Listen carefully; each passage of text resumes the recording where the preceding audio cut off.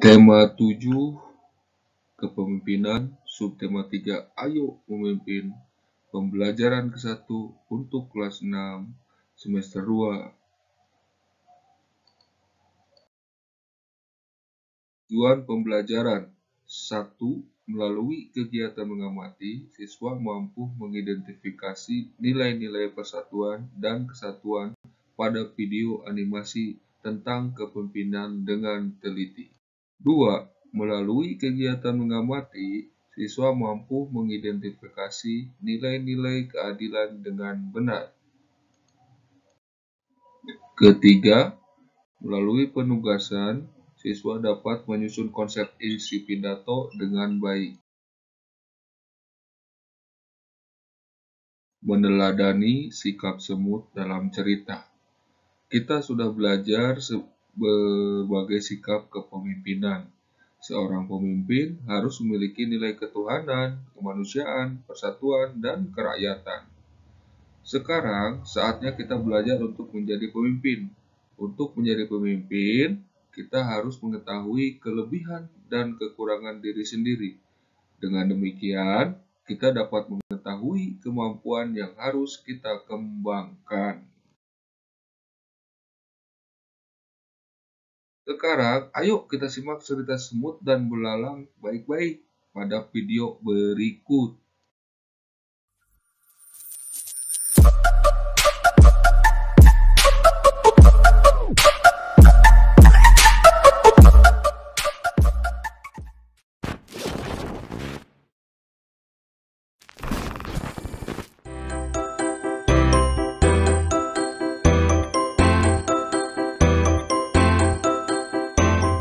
Di tengah hutan, hiduplah kawanan semut yang sangat rajin. Terik matahari di musim kemarau tak mematahkan semangat mereka untuk mencari makanan. Setiap hari mereka membawa, mengumpulkan, lalu menyimpan makanan ke dalam lubang yang menjadi rumahnya. Berbeda dengan kawanan semut yang rajin, tetangga mereka si belalang malah asik menikmati musim kemarau dengan bermalas-malasan.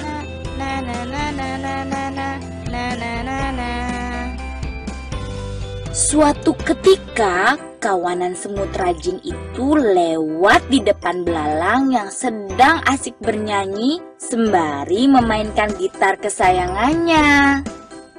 Hai semut, apa yang sedang kalian lakukan? Kami sedang mengumpulkan makanan untuk persiapan musim hujan. Buat apa? Musim hujan kan masih lama. Lebih baik bersantai dahulu.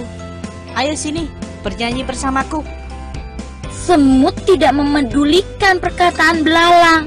Mereka kemudian berlalu meninggalkannya.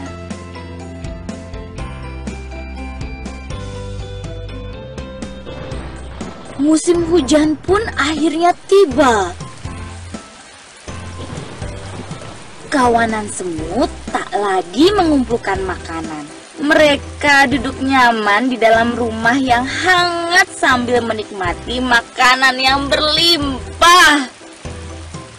Sementara itu, tetangga mereka, si belalang, hanya bisa diam menyesali nasibnya karena tidak memiliki makanan sedikit pun. Ia sedih dan kelaparan. Saat belalang terbaring lemah tak berdaya, datanglah kawanan semut ke rumahnya. Hai belalang, kami membawakan banyak makanan untukmu. Belalang terkejut dengan kedatangan kawanan semut baik hati tersebut. Apalagi mereka membawakannya makanan yang lumayan banyak. Terima kasih ya semut. Aku berjanji, esok akan giat bekerja dan tak bermalas-malasan lagi. Sudah, tak usah bersedih. Ayo kita makan bersama. Begitulah cerita kawanan semut yang rajin, baik hati serta suka berbagi, dan si belalang yang menyadari bahwa kemalasan akan merugikan diri sendiri.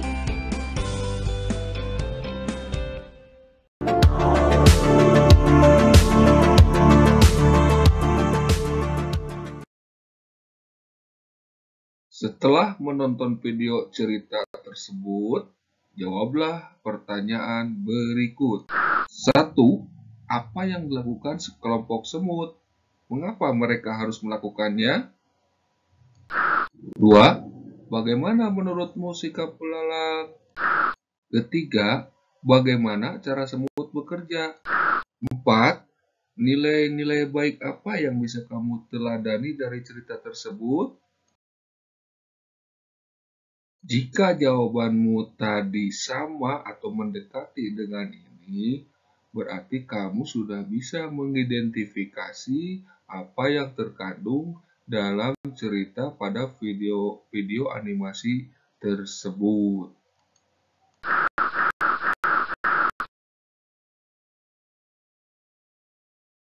Pemimpin yang baik harus mengetahui kelebihan dan kekurangan dirinya.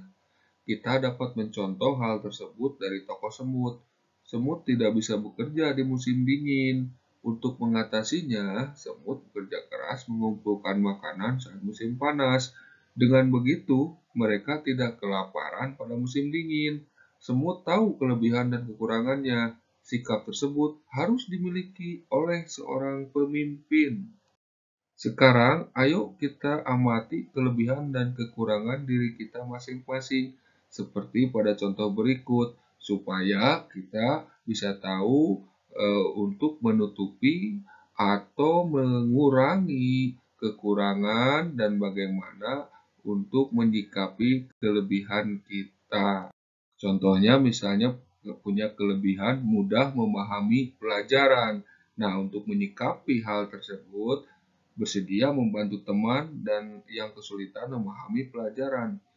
Misalnya kekurangannya tidak sabar saat melakukan sesuatu kegiatan. Nah, yang harus disikapi, sikap yang tidak sabar akan dikurangi. Itu contohnya ya. Nanti kalian membuat sendiri, meneliti sendiri, mengamati sendiri kelebihan dan kekurangan masing-masing.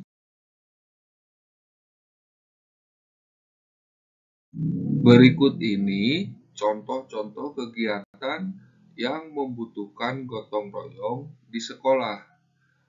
Misalnya, mengadakan lomba peringatan kemerdekaan Indonesia.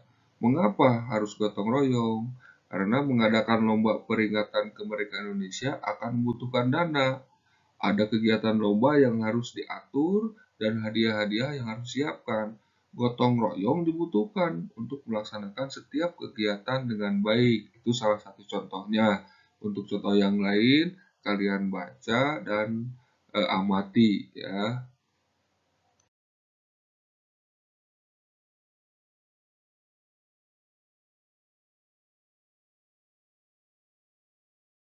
Ketika berpidato, orator perlu memperhatikan waktu pidato.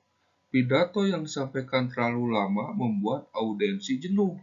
Pidato yang baik adalah pidato yang disampaikan dengan bahasa yang tepat dan runtut. Oleh sebab itu, pidato harus dirancang secara singkat dan padat. Selain itu, pidato yang baik mengandung pesan yang dapat tersampaikan dengan baik. Pesan pada pidato disampaikan orator dengan penekanan atau intonasi tertentu agar audiensi dapat menangkap pesan tersebut. Pesan pada teks pidato bisa disampaikan secara langsung maupun tidak langsung. Secara langsung, pesan pidato disampaikan dalam bentuk ajakan atau imbauan. Sementara itu, pesan tidak langsung disampaikan dalam bentuk pernyataan tersirat. Saat menyimpulkan pesan pidato, kita perlu memperhatikan hal-hal berikut. Hal-hal yang diperhatikan saat menyimpulkan pesan pidato. 1. Pesan mencakup isi pidato yang disampaikan. 2. Pesan pidato berupa penafsiran pendengar terhadap hal-hal yang disampaikan orator saat pidato. Sekarang kita belajar lagi bagaimana membaca teks pidato dengan baik. Mari kita baca teks pidato berikut dengan seksama. Salam sejahtera bagi kita semua. Bapak dan Ibu guru, serta seluruh karyawan SD Nusantara yang saya hormati. Marilah kita panjatkan puji syukur kehadirat Tuhan Yang Maha Esa atas rahmat dan karunia-Nya kita bisa berkumpul di sini dalam keadaan sehat. Pada kesempatan ini, perkenankan saya menyampaikan manfaat menjadi anggota koperasi.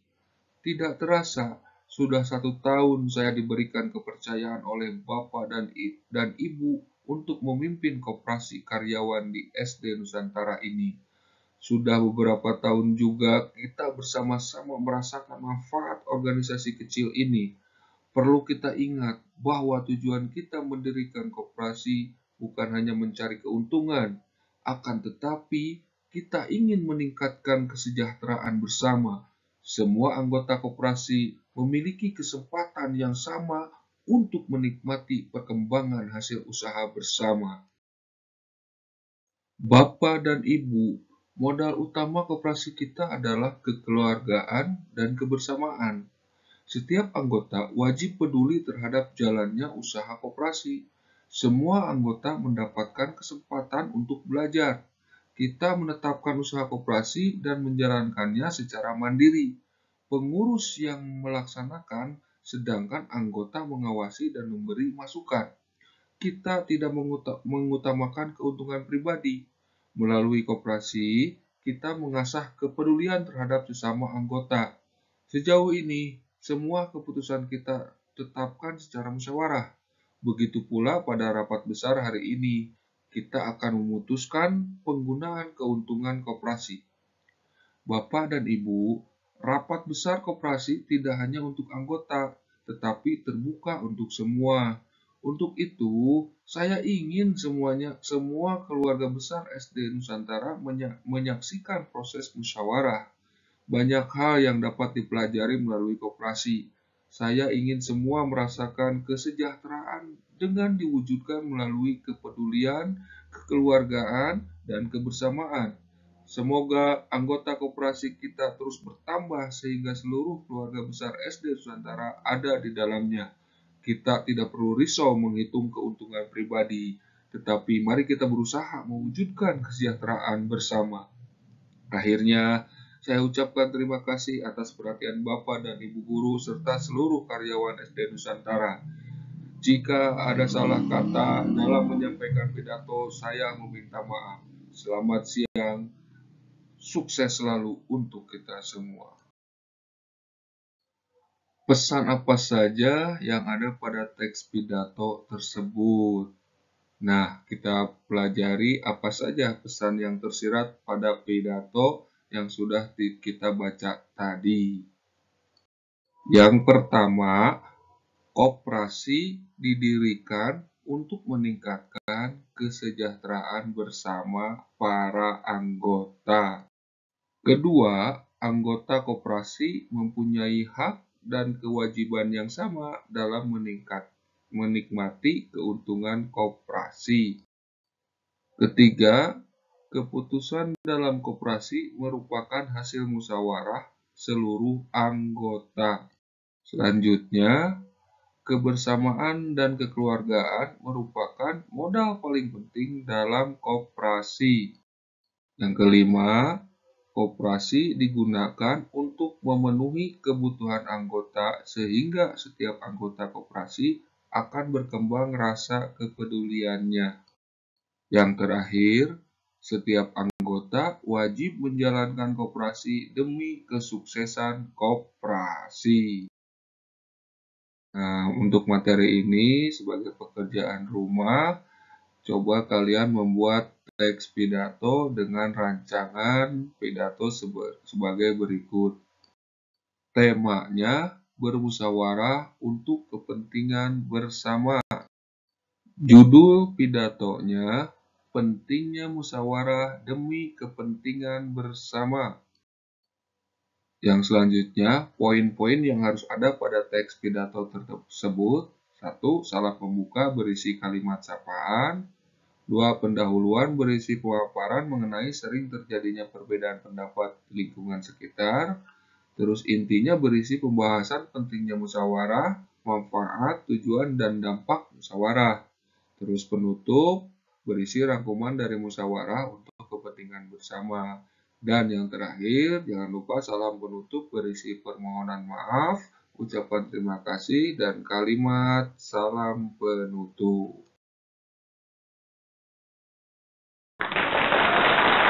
Terima kasih, tetap semangat!